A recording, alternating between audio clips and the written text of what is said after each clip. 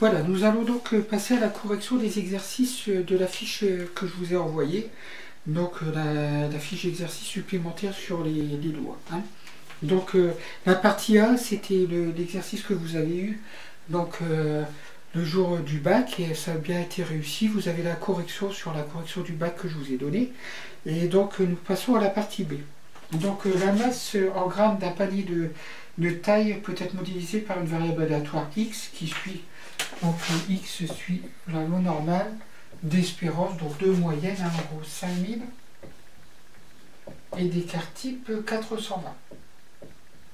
Et puis on vous donne une information, on vous dit qu'un panier de taille est déclaré non conforme lorsque sa masse est inférieure à 4,5 kg.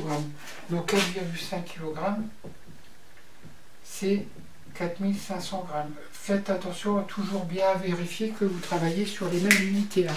Parce que c'est pas la peine de se tromper en mettant un 4,5 au lieu de mettre 4500 grammes. Donc là, on vous demande justement quelle est la probabilité qu'un panier ne soit pas conforme. Donc la probabilité qu'un panier ne soit pas conforme, c'est la probabilité que x soit inférieur à 4500 grammes. Voilà. Ça, comment on la calcule? Bon, on a la calculatrice, on utilise la loi normale. Je vous rappelle ici qu'on est sur une loi normale de moyenne 5000. Et puis on a plus 420, donc 5420, puis 5840. Et puis si on rajoute 420, on est à 6280. On fait la même chose de l'autre côté. Voilà. Et ici on serait à, je l'ai mis, 4580.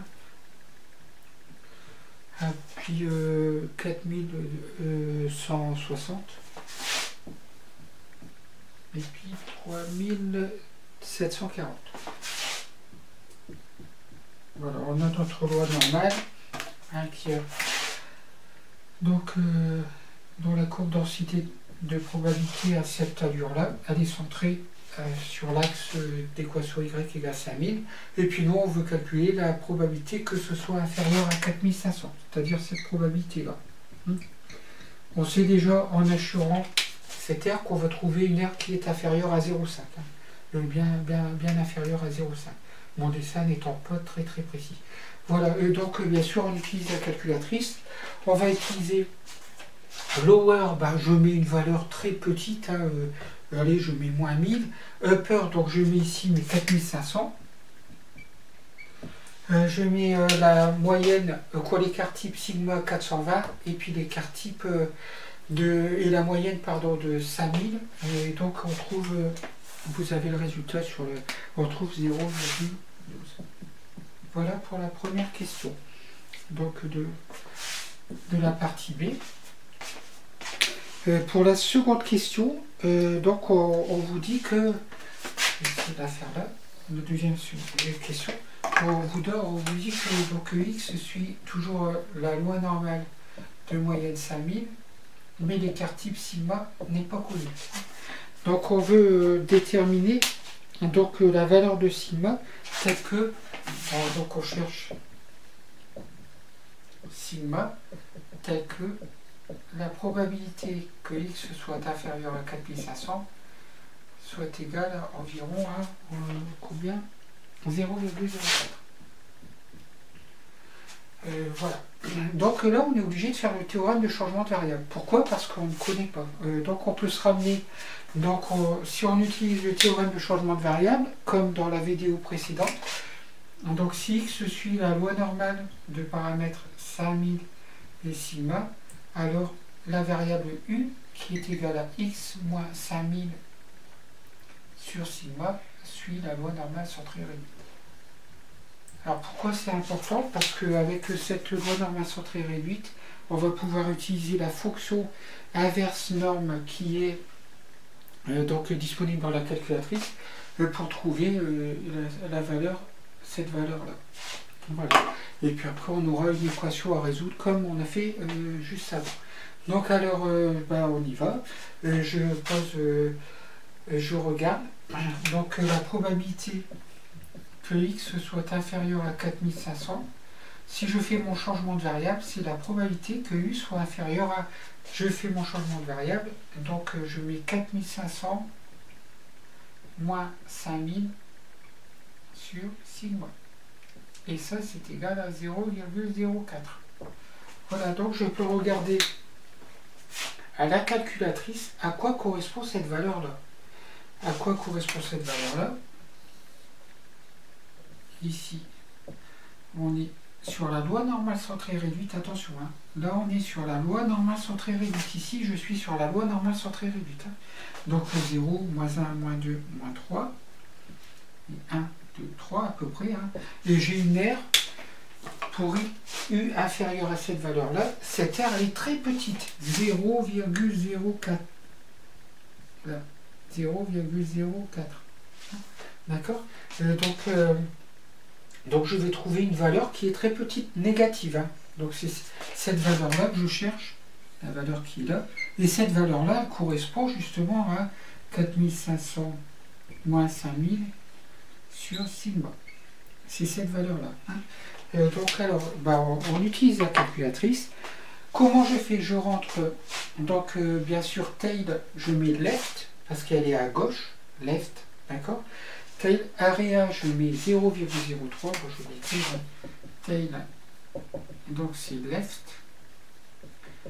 area, je mets 0,04, voilà, et puis bien sûr j'ai sigma qui est égal à 1 et mu qui est égal à 0. Lorsqu'on rentre ça à la calculatrice, on obtient donc une valeur, le résultat qui est le résultat de la calculatrice. C'est moins 1,506. Donc qu'est-ce qu'on doit résoudre? On doit résoudre l'équation 4500 moins 5000, donc allez, ça fait moins 500, divisé par sigma, qui est égal à moins 1,506. Voilà. 500, je l'ai trouvé en faisant 4500 moins 5000. D'accord? Voilà, sur sigma est égal à... Bon, là, on fait un simple produit en croix. Bon, je peux déjà multiplier par moins 1 les deux membres de l'équation, comme ça, les moins s'éliminent. Hein. Voilà. Et puis après, on fait un simple produit en croix. Donc, on obtient sigma qui est égal à 500 divisé par 1,506. Et ça fait à peu près le résultat, vous l'avez sur le... ça fait 332. Donc bien sûr, ça veut dire qu'en phrase de conclusion, vous écrivez que la variable aléatoire x suit la loi normale de moyenne donc d'espérance 5000 et d'écart type 332 grammes. Voilà. Donc on va passer à la partie C. Donc il y a encore une fois, c'est assez récurrent dans les problèmes du bac. Hein, on a un test d'hypothèse à émettre à la fin. Donc voilà. Je vais partir sur la partie C. Je vérifie que je ne dépasse pas les 15 minutes sur la vidéo, sinon j'ai beaucoup de travail à faire. Donc je suis à 8 minutes 22, donc j'ai largement le temps.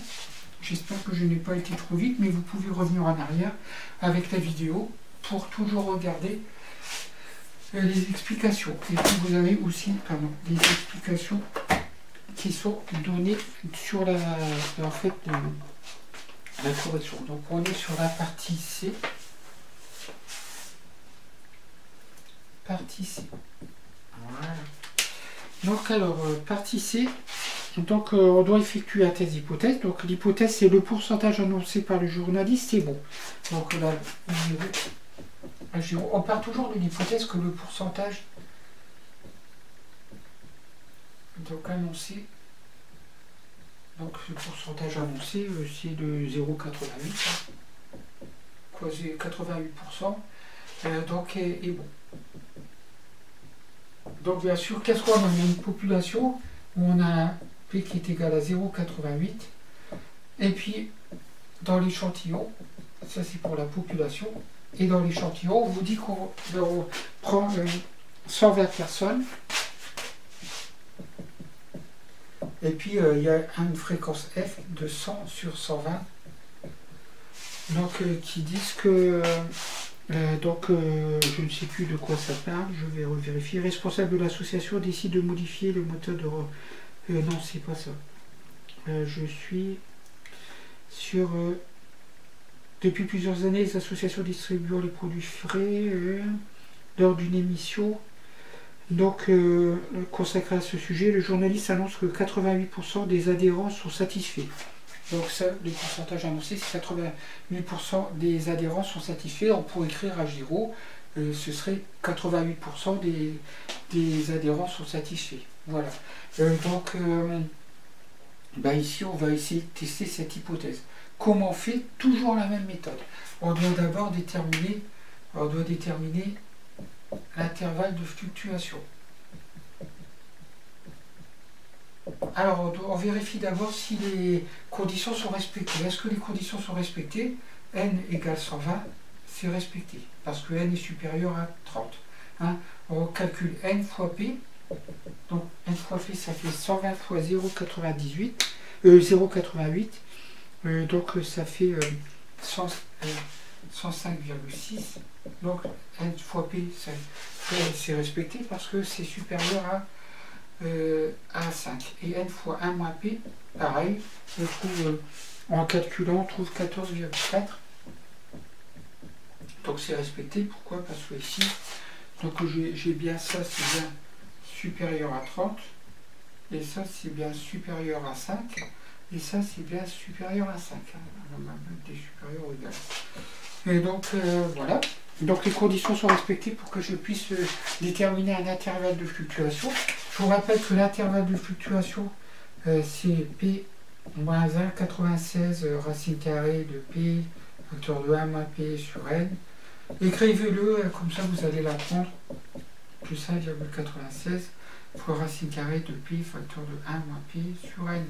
À force d'écrire les intervalles, surtout pour les dérivés, on les apprend par cœur. Hein. Voilà.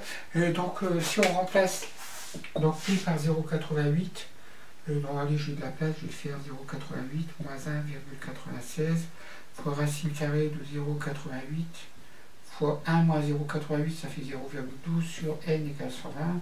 Et puis pareil, 0,88 plus 1,96 racine carrée de 0,88 fois 0,12 divisé par 120. Voilà, et quand on calcule cet intervalle-là, on trouve 0,82 et 0,94.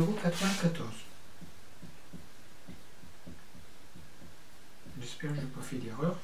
Voilà notre intervalle de fluctuation. Et on va vérifier si cette fréquence, la fréquence 1, est-ce qu'elle appartient à l'intervalle. Dans ces cas-là, on dira oui, le pourcentage annoncé est bon.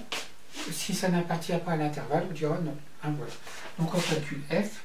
F, ça fait donc 100 sur 120. Ça fait quoi? Ça fait 0,83. Tiens, 0,83, ben oui, c'est juste au-dessus de 0,82. Oui, F appartient à I. Donc elle appartient bien à I. Donc on ne rejette pas. L'hypothèse. Ça veut dire quoi? Ça veut dire que l'hypothèse formulée par sur le pourcentage de personnes satisfaites est bon. Hein. Donc ça veut dire que la personne qui mettait en doute la contestation de l'auditeur est-elle fondée? Ben non, la contestation de l'auditeur n'est pas fondée.